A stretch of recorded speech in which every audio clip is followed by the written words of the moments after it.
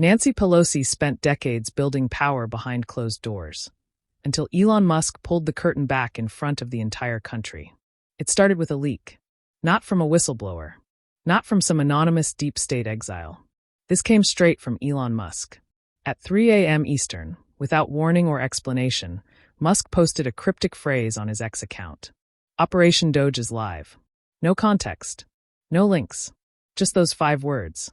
And then he vanished from the platform. Within minutes, the internet exploded. Reddit threads lit up.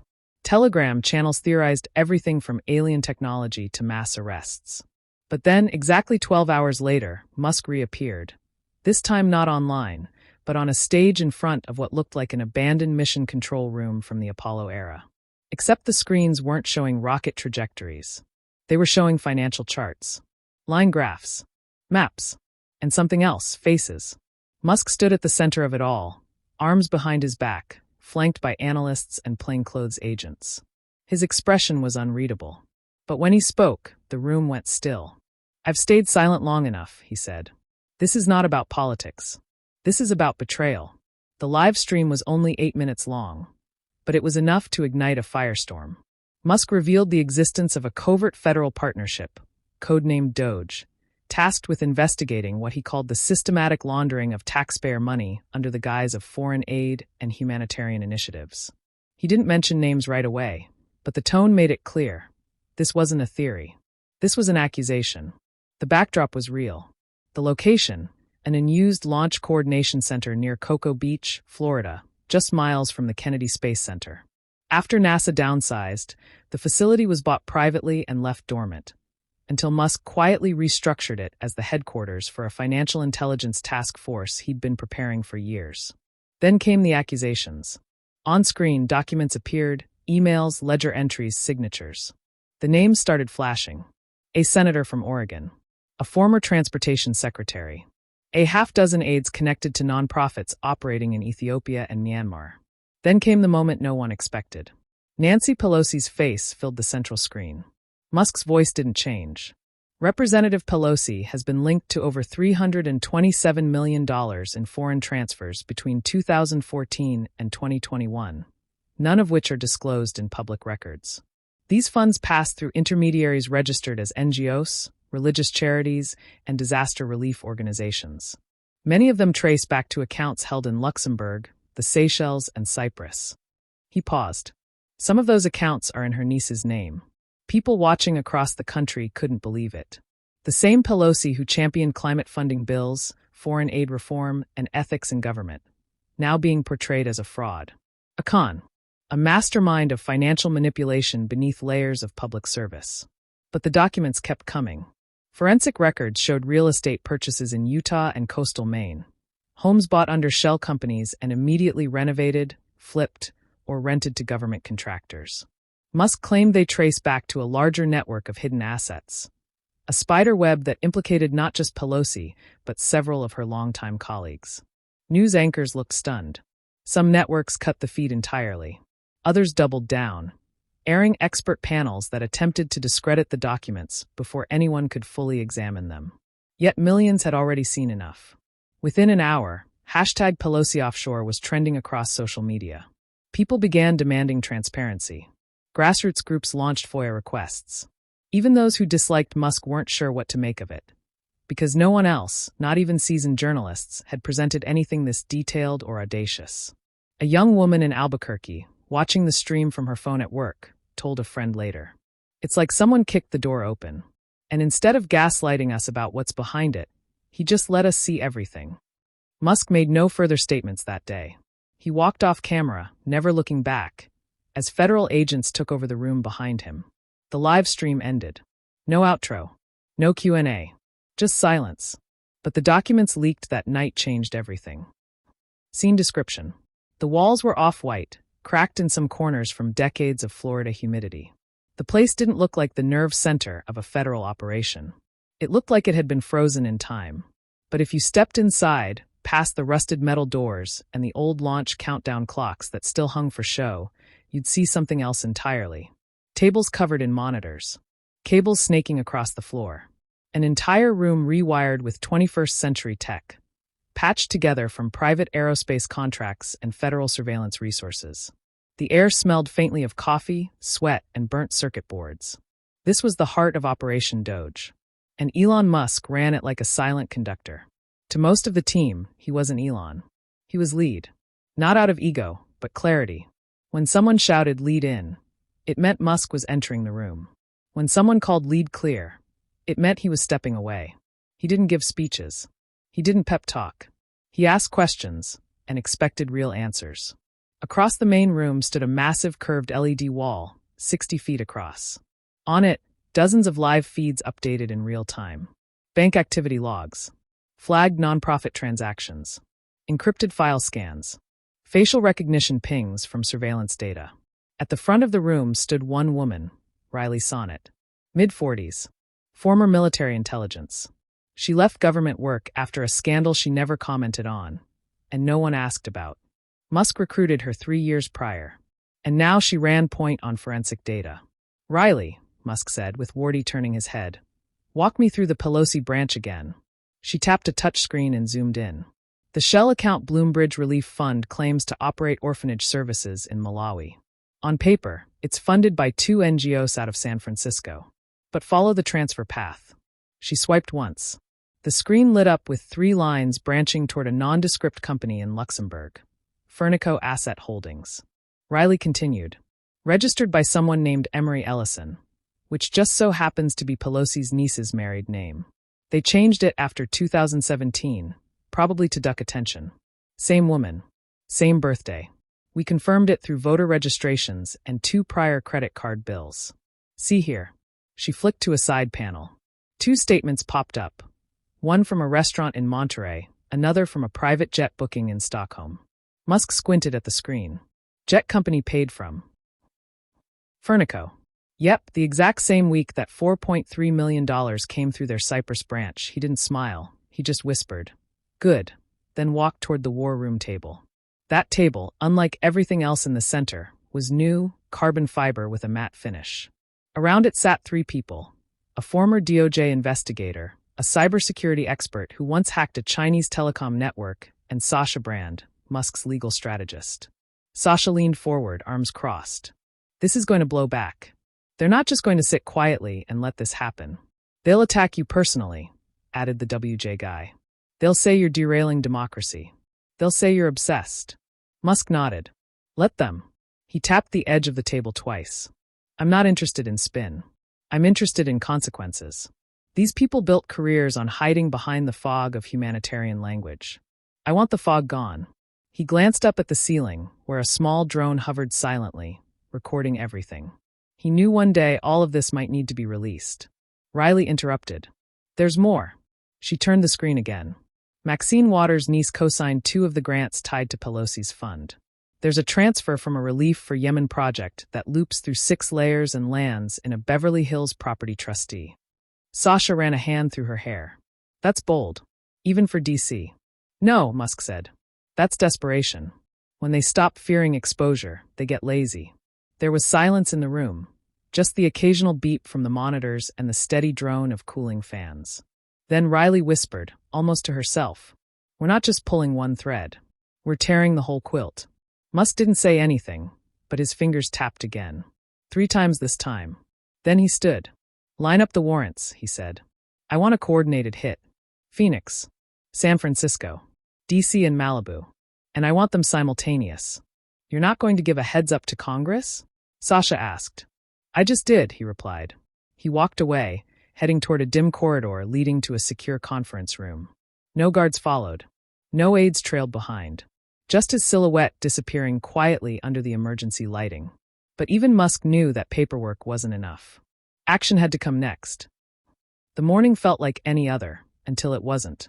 In Washington, D.C., office workers were just pouring into government buildings when the black SUVs started pulling up. No sirens. No dramatic entrance. Just silent, fast-moving agents stepping out with purpose. Federal marshals. DOJ liaisons. And a few faces who didn't wear any badges at all. They moved with tight precision, like they'd rehearsed this a dozen times over. In Phoenix, a quiet address in a gated community was breached with a flash warrant. Neighbors looked out their windows and saw two agents rolling out cases full of scanning gear. One pointed toward the garage. Two luxury cars with license plates tied to a clean energy nonprofit that hadn't filed a real grant in 4 years. And on the cliffs above Malibu, a modest-looking home with heavy security gates had its locks disengaged by a federal override. That property, purchased in 2019 by a shell corporation connected to a climate initiative supposedly headquartered in Sudan. Inside each location, agents followed a clear list: laptops, encrypted drives, financial ledgers, secondary phones, hidden safes. They knew exactly what they were looking for. They weren't digging. They were confirming. At the Capitol in D.C., the tension finally snapped when two agents walked into a lawmaker's office without knocking. Nancy Pelosi was already on edge. She had been briefed by her aides about that stunt Musk pulled, but she hadn't yet seen the documents herself. She was mid-interview with a CNN anchor when one of her assistants leaned in and whispered something that made her freeze. The live interview cut out. Pelosi stood, pulled off her mic, and marched out of the room. "Why wasn't I told?" she hissed as she passed her huddled staff. "I want names. I want to know who authorized this now." The agents weren't rude. They were firm. One showed a sealed warrant already signed off by a judge in Colorado. Not D.C. Too many conflicts of interest. The courts knew better. "We're here to collect materials relevant to financial transfers made through congressional grant programs between 2015 and 2022, one of them said. Her office was still. Aide after aide stood frozen, unsure what to do or say. One of them picked up a phone, but was told immediately any attempt to remove or destroy digital records may result in obstruction charges. Pelosi narrowed her eyes. "This is a mistake. A coordinated smear. He's playing you." But the agents weren't listening. They had a job to do. Across town, cameras began to swarm the Capitol steps. Reporters were everywhere, some angry, others ecstatic. One asked, "Is it true Nancy Pelosi is under federal investigation?" Another shouted, "Are there indictments coming today?" No answers. Inside Musk's operations center, Riley watched the live feeds from a corner screen. Green lights turned yellow as agents confirmed seizures. Phoenix was marked as complete. Malibu had located 2 vaults built into the foundation of the house. In D.C., one laptop had been encrypted so tightly it required an emergency transfer to Quantico. Musk stood silently at the table, arms crossed. Sasha stepped up beside him, holding her phone. "They've already started spinning it," she said. MSNBC just went live with a panel claiming this is a tech authoritarian power grab. Musk didn't even blink. "What did I say would happen?" "They'd come for your character," she replied. "They're scared," he said. "They should be." Meanwhile, back at the Capitol, Pelosi was pacing her private quarters. Her phone vibrated. It was a call from someone she hadn't spoken to in years. She ignored it. Then it buzzed again, a text this time from a longtime lobbyist. "They have the grants. The Yemen files too. You need to shut this down." Her fingers tightened around the phone. "This isn't just political," she muttered. "This is war. But even in war, timing is everything." And right now Musk had all the momentum. But Pelosi wasn't going down without a fight. And neither were her allies. It took less than 6 hours for the headlines to change. What began as, "Did Elon Musk just expose congressional fraud?" quickly morphed into something else entirely. Tech billionaire targets Democratic icon. Elon Musk weaponizes federal power. The coverage wasn't uniform, but the strategy was, every news outlet with even a whisper of influence began picking a side. CNN opened with a segment showing Musk's old tweets, claiming he'd always had a grudge against the political elite. MSNBC questioned whether his federal partnership with Operation Doge had ever been constitutional. And within hours, a group of House members released a joint statement calling Musk a threat to democratic norms and institutional balance. But he didn't respond. Not on X, not to the press, not even to the handful of allies texting him behind the scenes. Instead, a single message appeared across the official Operation Doge site. White text on black. "Facts don't care who's nervous." Inside homes across the country, the divide began to crack wide open. In a small town outside Tucson, a high school teacher named Denise Farrow paused her lesson to ask her students what they thought of the Musk situation. Half the class shrugged. One boy said his dad thought it was about time someone did something. Another girl said her mom cried watching Pelosi get grilled on live TV. In Tampa, A retired firefighter watched the congressional hearing replay in silence. When his son asked him what he thought, the man didn't answer. He just pointed at the screen, when Musk held up a government grant form with 3 signatures blacked out. "That," he said, "is how they hide it." In a Chicago suburb, 2 brothers got into a screaming match over dinner. One said Musk was a patriot. The other said he was a narcissist with a god complex. Their mother, tired and quiet, just cleared the table without saying a word. And that was exactly what Musk anticipated. Inside the command center, Sasha stood in the press response bay, watching live streams of cable panels. "They're making you the story," she muttered. "Let them," Musk replied, without looking away from the scrolling data. "That's the only card they've got left." Riley turned from her station. "We're getting new pings. 3 more. Shell Corp confirmed. And Maxine Waters' niece just updated her online bio. Took down every reference to Furnico Holdings." Musk gave a thin, almost amused smile. Guilty people always clean house in a panic. But the real bombshell came later that evening, when a leak hit a major podcast. Not a news anchor, not a cable segment, just a guy named Mitch Enlow, a war veteran and independent journalist who'd made a name for himself calling out corporate corruption. He'd somehow gotten a copy of one of the private transcripts, an audio file from a meeting between Pelosi and her legal team, recorded on accident by a Bluetooth device. The line was crackly, but the voice was unmistakably hers. "They've got enough to bury me if this goes to trial. You don't need to tell me that. I know that." The clip went viral in less than 3 hours. Cable news avoided it, but TikTok didn't. YouTube didn't. Independent blogs didn't. Suddenly, people weren't talking about whether Musk was dangerous. They were asking why no one else had ever shown this level of proof. Pelosi responded the next morning in a televised statement outside her Georgetown home. Her tone was firm, but her eyes betrayed a deep fatigue. "This is nothing more than a smear campaign, orchestrated by a billionaire who believes his money puts him above the law. I have nothing to hide." But by then, the narrative had already shifted. In a coffee shop in Lincoln, Nebraska, a young woman leaned toward her boyfriend and said, "If she had nothing to hide, why is she so stiff?" Back in the war room, Musk reviewed the footage with Sasha. "She's deflecting," she said. "Classic. Doesn't deny anything, just attacks your credibility." Musk said nothing for a moment, then set the hearing date. "I'm ready." But while the country fought each other, Musk prepared to face her in person. The hearing room was quieter than usual, not because there were fewer people. On the contrary, the place was packed. Cameras were mounted on every available surface. Reporters lined the back wall like vultures. Staffers whispered nervously, glancing down at their phones between each breath. This wasn't routine. This wasn't oversight. This was something else. Elon Musk walked in with no entourage, no lawyers, no press handler. Just himself in a gray suit that looked too plain for someone with his net worth. He sat down at the center of the witness table, adjusted the microphone, and waited.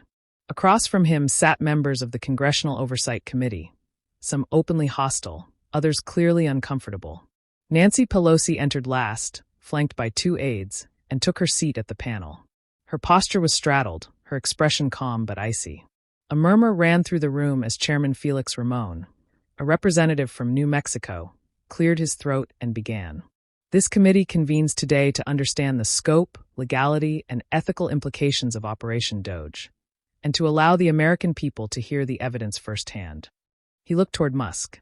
"You may proceed." Musk leaned forward, fingers interlocked.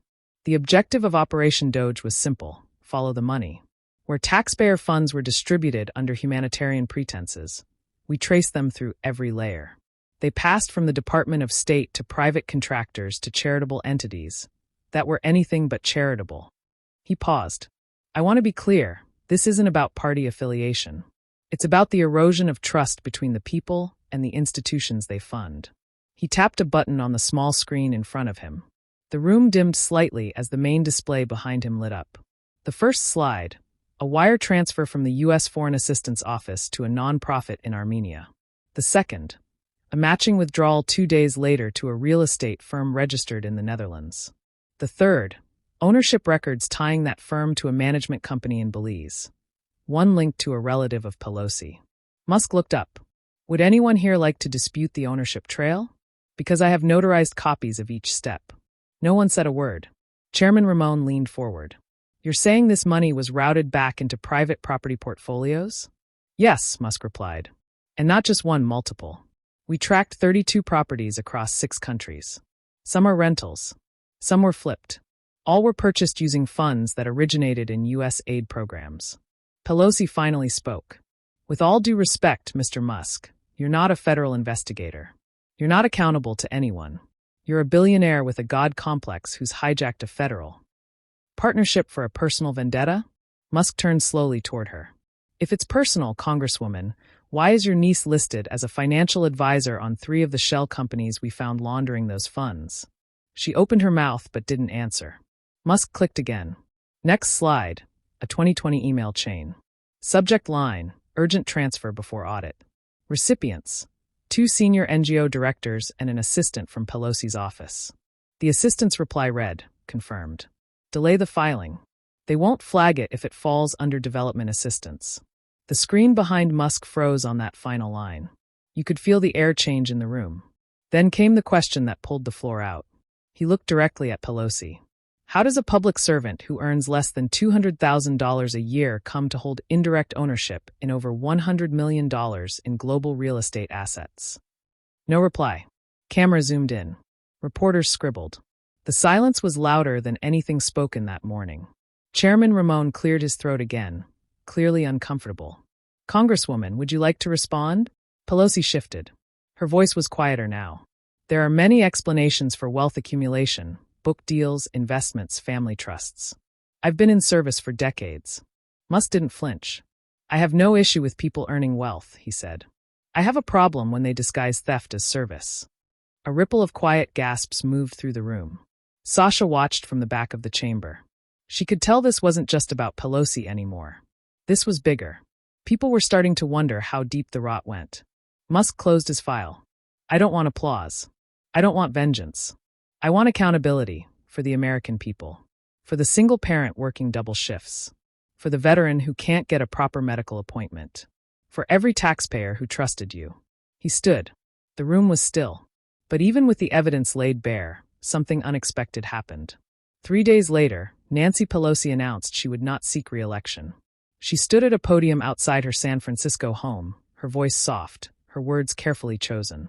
I've always believed in public service. I've always believed in the power of good governance. But there comes a time when new voices must rise. She didn't mention the investigation. She didn't mention Operation Doge. But everyone knew. The statement came just hours after a sealed federal inquiry was quietly confirmed by the Office of the Inspector General. No charges had been filed, yet. But the pressure was unmistakable. Whispers of internal audits, frozen assets, and quiet resignations began swirling through Capitol Hill. Inside the halls of Congress, something had shifted. Staffers moved a little faster. Senators suddenly started asking for legal briefings.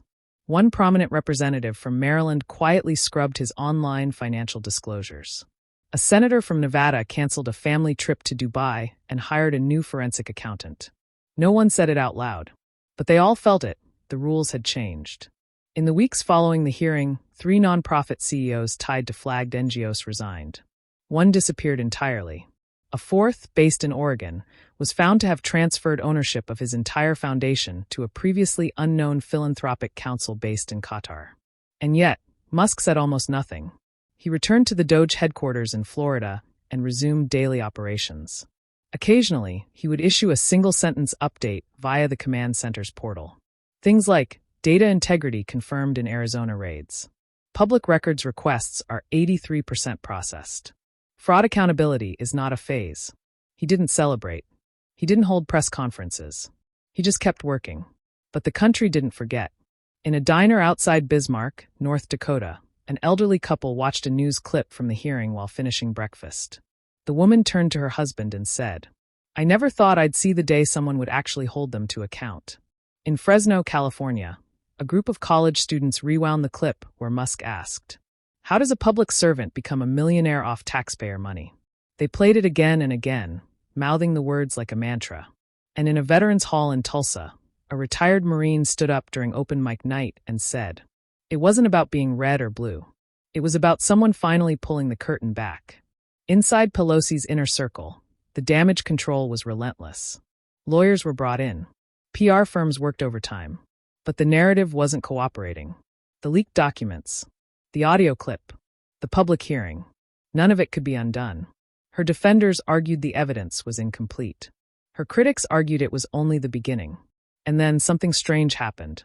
Musk received a letter, not from the press, not from a fan, but from a former congressional ethics officer. The man, now retired and in his 70s, had watched the hearing from a cabin in northern Idaho. His letter read simply, "I once tried to raise the same red flags. They buried me in paperwork and silence. Thank you for not letting them do it to you." Musk didn't respond, but the letter was framed and placed in a quiet corner of the command center, just above the power grid display. Sasha, sitting beside Riley one evening, asked a question neither had voiced before. "Do you think this actually changes anything?" Riley didn't answer right away. She watched as Musk passed silently behind them, deep in thought. Then she said, "It already has." Across the nation, FOIA requests surged. New watchdog groups began forming online. Volunteers offered to comb through public spending data in their own states. And every now and then, someone would post a screenshot of a Musk quote that had started circulating. As graffiti in subway stations. As bumper stickers. As stencils on sidewalks. Truth isn't loud. It's steady. Musk never claimed victory. He didn't need to. But Musk's final words left something much bigger behind. The final video came without warning. No promo. No tweet.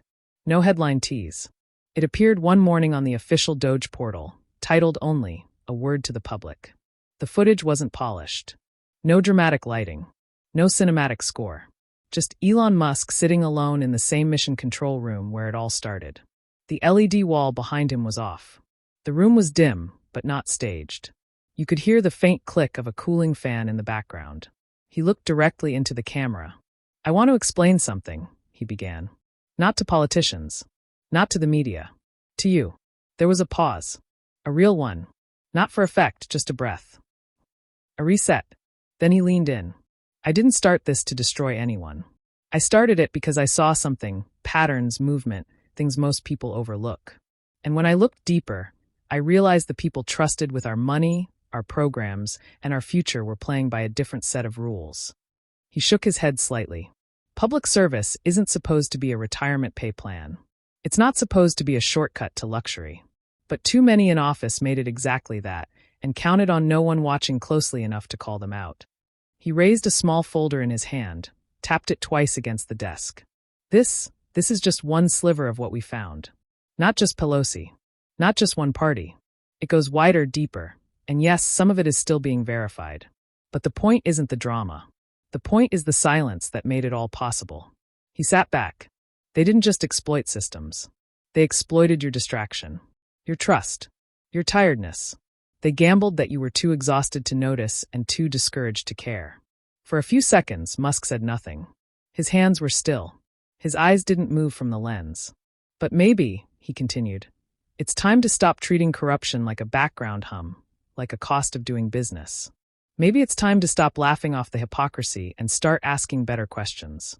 Because when people in power know you're not watching, that's when they become dangerous." He stood up then, slowly, and walked toward a panel near the wall. The camera stayed locked on him as he pressed a button, bringing up a large screen. It displayed a collage of real Americans, some in kitchens, some at work, some on buses, all watching the congressional hearing from earlier that month. Musk turned to the screen. "You don't have to agree with me. You don't have to like me. But you should demand better from the people who spend your money in your name. That's not politics. That's respect." Then he turned back to the camera one last time. "I'm going back to my work. You should keep watching theirs." The video ended there. No outro. No call for donations. No branded tag. But what came next didn't need planning. Within hours, forums and message boards filled with people sharing their own questions. Screenshots of local spending reports, flags on questionable nonprofit activity, city contracts that didn't make sense. A hashtag started to trend across multiple platforms.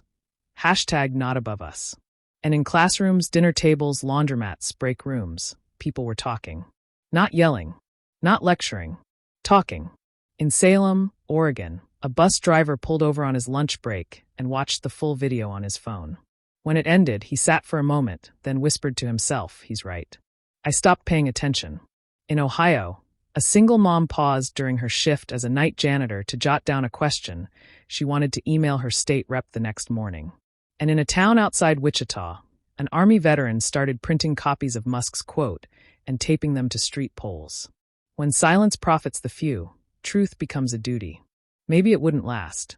Maybe the system would fight back harder. But something had cracked open. And this time, people weren't turning away. They'd seen the rot. They'd felt the betrayal. But most importantly, they'd witnessed someone stand up. Not for power, but for accountability. That doesn't make Elon Musk a savior. It makes him a reminder. Subscribe if you believe accountability still matters.